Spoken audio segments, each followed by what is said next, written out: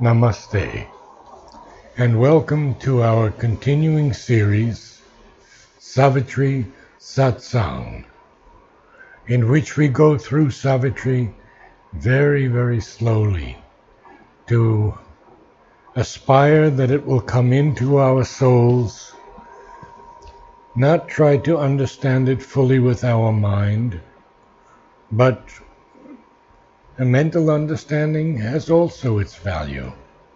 So we try to work on all planes. Last week we saw and read this marvelous description of Savitri. And we found out that even her gulfs, those depths, wide separations, were secrecies of light. And at once she was the stillness and the word, and so many other things. Love comes into her. And in her, in Savitri, he found a vastness like his own. So today we're going to begin with the line, "Till then, no mournful line had barred this ray." Oh, what is this ray? This ray is the sun that Savitri is. We have a mournful line, no mournful line, no gloomy line, no somber, dreary line. Had barred this way. A bar is anything that obstructs us.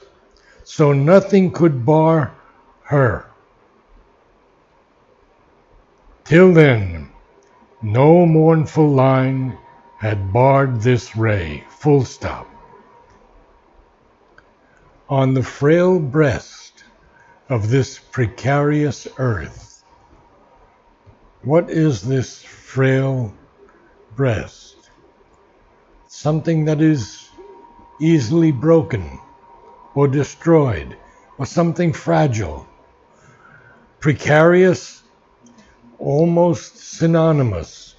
It's lacking in security or stability, subject to chance or unknown conditions.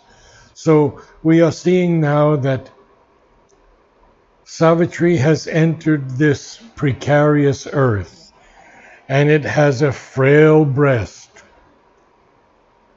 because it is made of matter and not totally yet aware of the divine presence within it, as we are not aware of the divine presence in our mind, in our heart, in our vital, in our body.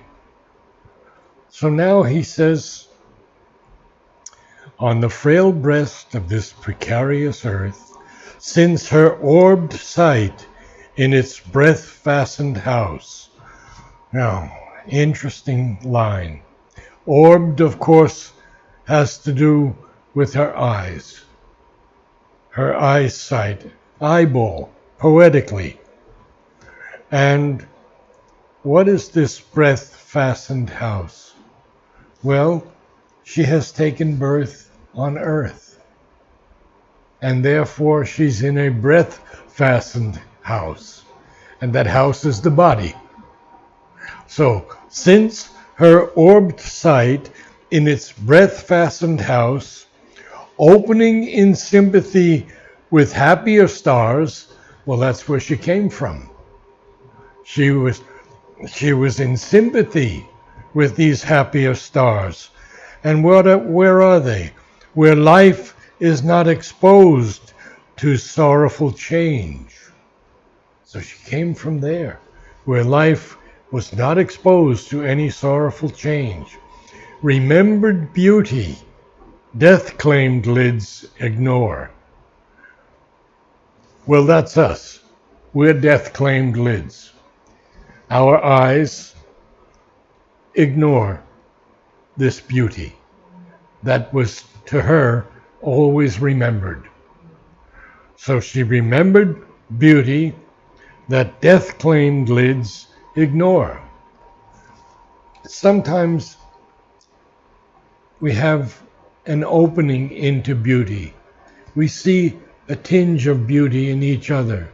We feel something beautiful in a person's walk, a person's speech, a person's manner. But mostly we don't see it constantly and at every moment. We see a lot of negativity, a lot of anger, a lot of violence. But here, Savitri, remembered beauty, death claimed lids ignore. And then she wonders, and wondered at this world of fragile forms. Well, we're all fragile. We get sick, we get injured, we die. We're a fragile form. We're not a fixed form. We're not a supramentalized being yet. So we are in a world, and in that world we are fragile forms. Now, we have this line, carried on canvas strips of shimmering time. So, first of all, we have Savitri.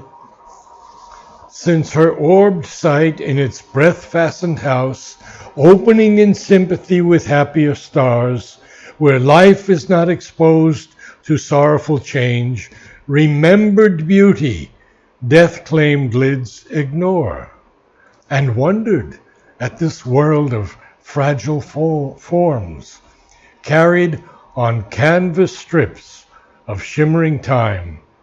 Now, a canvas strip is sort of like a background against which events unfold. So you can have a painting on canvas strip and you see it, but the canvas strip is simply the background. The artwork is totally different. But she's talking about this world of fragile forms, us, who are carried as on canvas strips of shimmering time. Shimmering is a tremulous, flickering light, not a strong light. So we're seeing what she is seeing now. And this is very, very important. Sri Aurobindo capitalizes time. And he tells us that time and space are not limited. They are infinite. For us, because we live in ignorance, time is limited. Oh, I only have 10 days left to do this. Oh, I have to go here tomorrow. I don't have enough space. So time and space for us are very encapsulated, very, very limited. And, of course, we have to get over them. So he says they are the terms of an extension of consciousness in which things take place, time and space. And, of course, he says, in space there is no near or far, no here or there. The timeless eternal is not measurable by years or hours or eons. It has been described as the eternal moment. Now we go and we begin to see why Savitri is here. I know we've only discussed 5 or 6 lines, but this is very important. The impunity of unborn mites was hers. So first of all, we see that the capital M is that the M is capitalized. Then we have this impunity. And impunity is an immunity from detrimental effects. I have an impunity towards all disease. Disease can't touch me. So it can't touch Savitri also. The impunity of unborn mites. Now, unborn, of course, is from the transcendental, because it's from the highest of the highest realms. When the supermind wants to create, it doesn't create by itself. It creates by going into the overmind, and the overmind creates everything. So we see that these impunity of unborn mights was hers. Now, might, of course, is power, force. And in Savitri, who is the sun, it is very powerful. But there's a full stop after hers. And now he's going to tell us what she is like. Although she leaned to bear the human load, her walk kept still the measures of the gods. I remember Mother walking out of the playground, and it was exactly that image that I saw.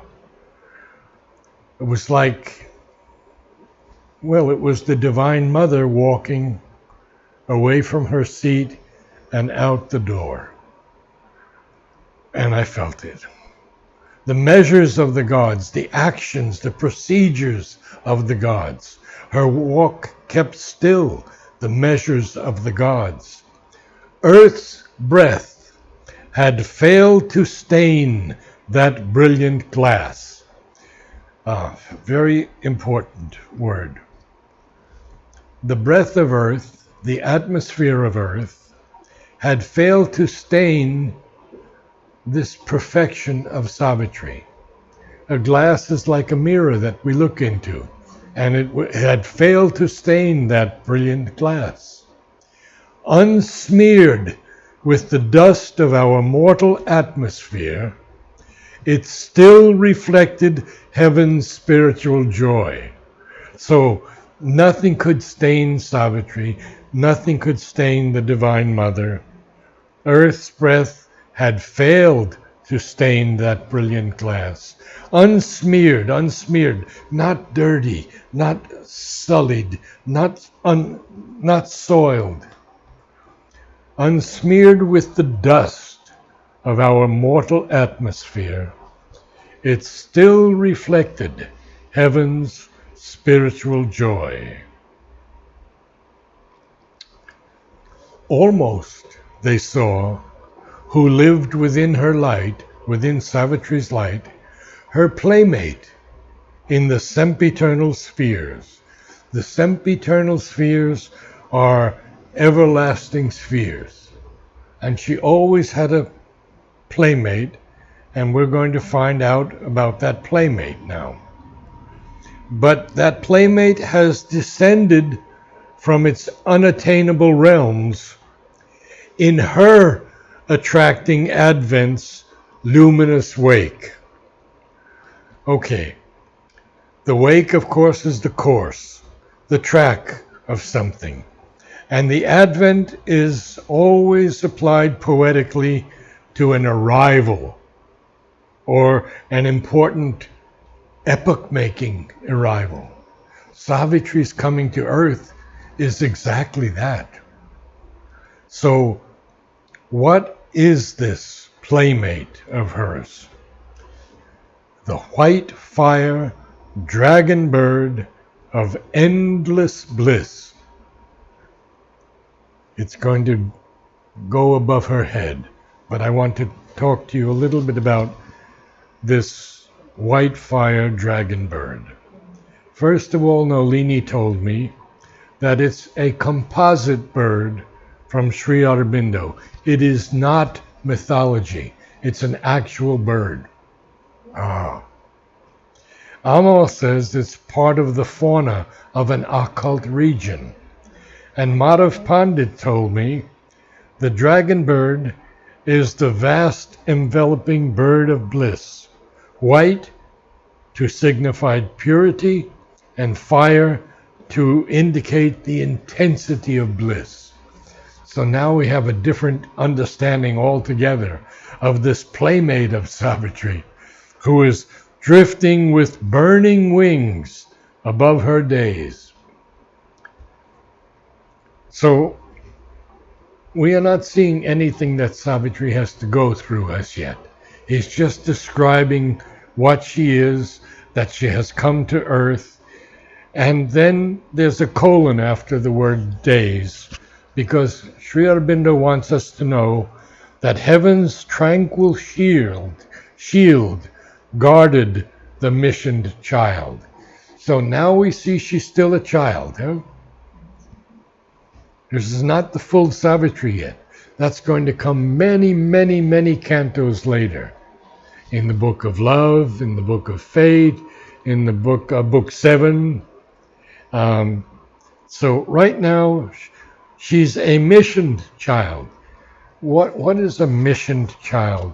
Well, poetically would say it's someone who is on a mission, on a search or on a journey. You know? And now he's going to tell us about her youth. A glowing orbit was her early term. An orbit, of course, is the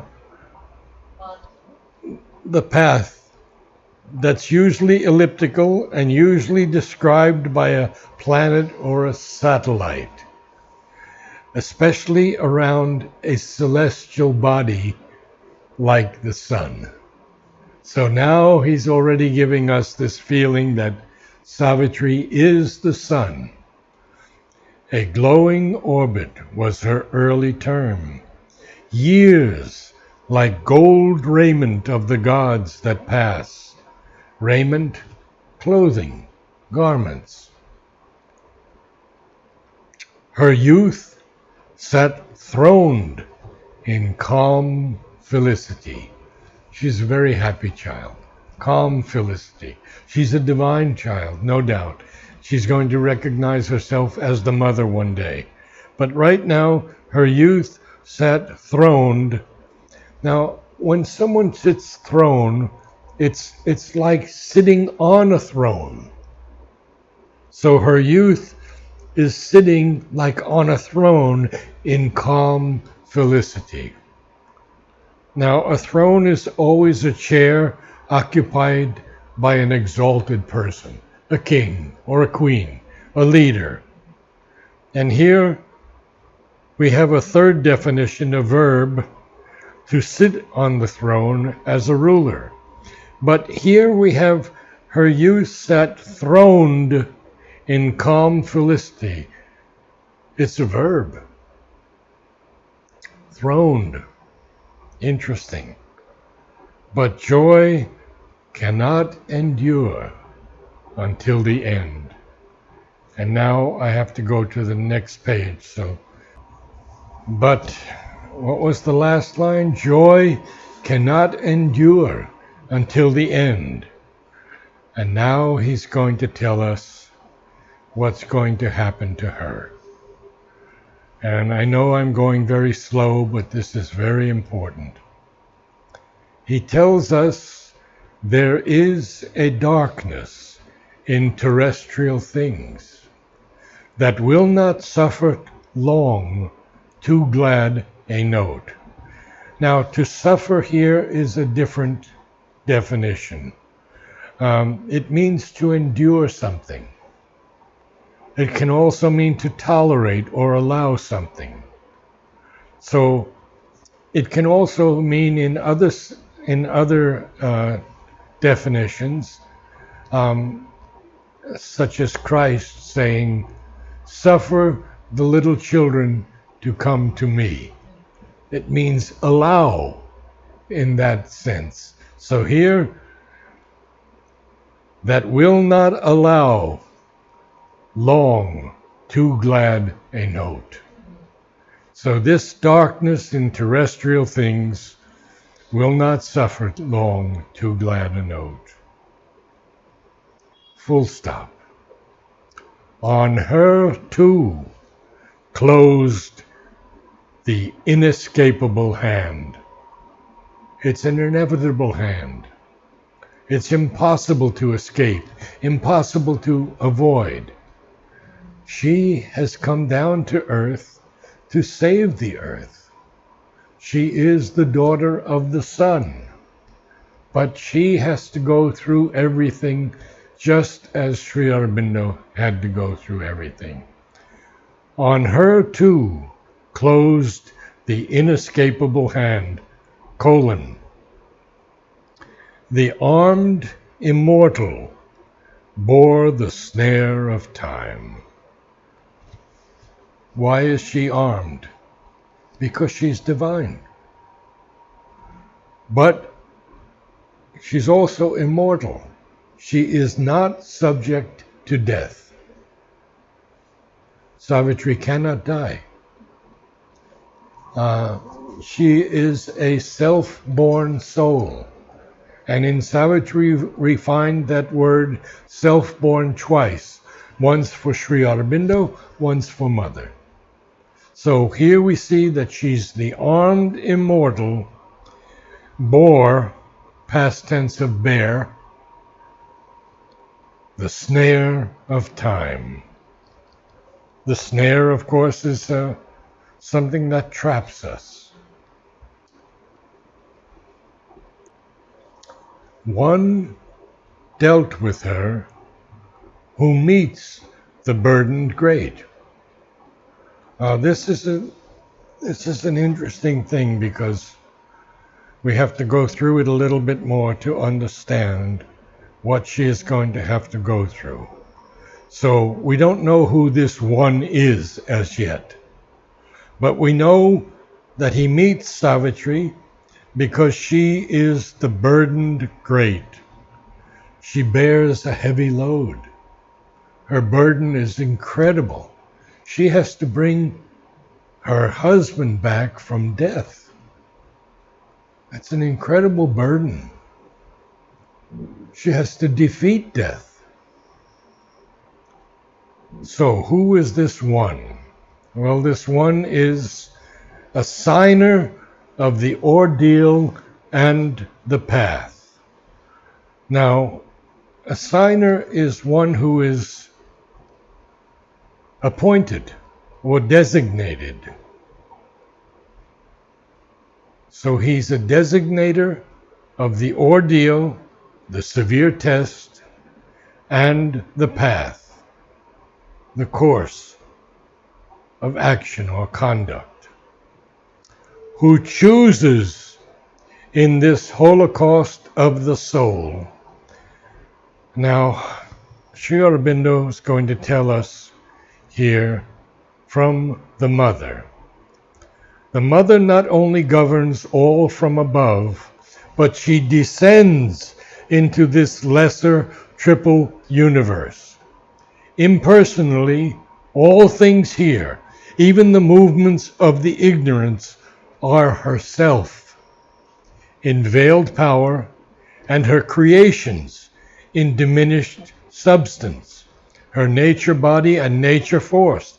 And they exist because, moved by the mysterious fiat of the Supreme, to work out something that was there in the possibilities of the infinite, she has consented to the great sacrifice and has put on, like a mask, the soul and forms of the ignorance.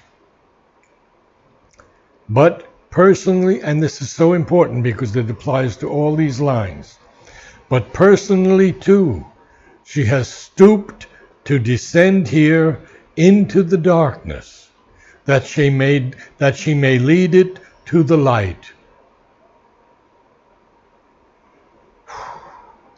into the falsehood and error, that she may convert it to the truth, into this death, that she may turn it to godlike life, into this world pain and its obstinate, narrow, and suffering, its obstinate sorrow and suffering, that she may end it in the transforming ecstasy of her sublime Ananda. In her deep and great love for her children, she has consented to put on herself the cloak of this obscurity, condescended to bear the attacks and torturing influences of the powers of the darkness and the falsehood, born to pass through the portals of the birth that is a death. Our birth is always a death. The moment we're born, we begin to die. Taken upon herself the pangs and sorrows and sufferings of the creation, since it seemed that thus alone could it be lifted to the light and joy and truth and eternal life. This is the great sacrifice, called sometimes the sacrifice of the Purusha, but much more deeply the Holocaust of Prakriti, the sacrifice of the Divine Mother. And now we understand this line, that Savitri chooses, after she meets this burdened great assigner of the ordeal and the path, who chooses in this Holocaust, this supreme sacrifice of the soul, death, fall, and sorrow as the spirit's goads. What are these spirit's goads? Well, we know what a goad is because it's what the boys use to move the sheep or the goats and keep them from straying off. And for us, a goad is something that prods us, that stimulates us.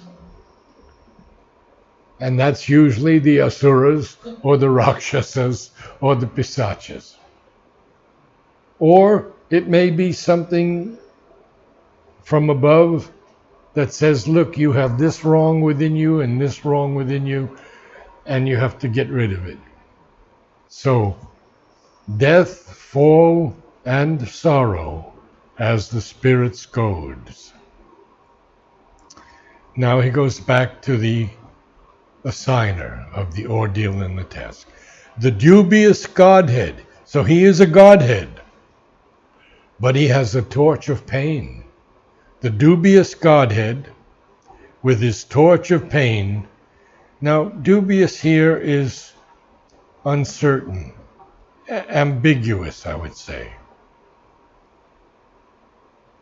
We don't know why he is there, except that we have heard before that he's the assigner of the ordeal and the path. And he chooses in this Holocaust of the soul that Savitri has to go through, death, fall, and sorrow as the spirit's goads.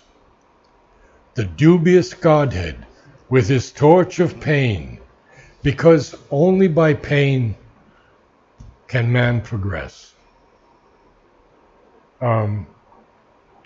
It's a painful truth, but it is a truth. Because he says later in Savitri, or we all know that line, pain is the hammer of the gods to break a dull resistance in the mortal's heart. So, he lit up the chasm of the unfinished world. The chasm is the void of the unfinished world, and called her to fill with her vast self the abyss. So he's calling Savitri to fill with her vast self this great deep, this primal chaos. August and pitiless in his calm outlook. Now, August is majestic. So he's not an evil being at all. He's a grand being. He's someone of supreme dignity. He's revered, in fact. What does he do? Heightening the Eternal's dreadful strategy. Well, the Eternal this is a little difficult because it's a capital E. And Sri Aurobindo calls the eternal that which is cannot perish. It can only lose itself. All is eternal in the eternal spirit. Each is the whole eternal concealed. So here the eternal, we can say, is God. Heightening the eternal's dreadful strategy, he measured the difficulty with the might. So he is measuring the difficulty that Savitri has to go through, along with the might that she has, the power that she has. And therefore, and dug more deep the gulf that all must cross. And we all have to cross that gulf. Like a child's soul standing at the gates of hell, seeking for paradise, something like that. We all have to go through that. Assailing her divinest elements. To assailing them is to attack them, to attack her divinest elements. Then what did he do? He made her heart kin to the striving human heart, and forced her strength to its appointed road. The appointed road is a predetermined road. She has to go through it. She's taken this birth on earth in a human form in order to go through this. And her heart is kin. Kin, of course, is of the same kind. You could even say related, family, kinfolk. He made her heart kin to the striving human heart, and forced her strength to its appointed road. And I think probably we'll stop there for today, because there's a lot more that he's going to talk about Savitri and what she has to go through. We didn't do much, but that's our work. Not to do much, but to go as deeply as possible. Yeah. Yeah. But it gives us this humility to understand all that Mother has gone through for us. And he doesn't talk about Sri Aurobindo yet, because that's going to be in Canto 3 and Canto 5, all about Sri Aurobindo in the persona of Ashwapati. But right now it's just a beginning look at what the Divine Mother is doing upon the earth. And I think you all know that she and Sri Aurobindo are preparing the supermental bodies in the subtle physical, which is very, very close to our physical body. It could be in some hundreds of years that the supermental body will come. But we don't know, because time is different for us than it is for the divine. Namaste, all. Namaste. Namaste.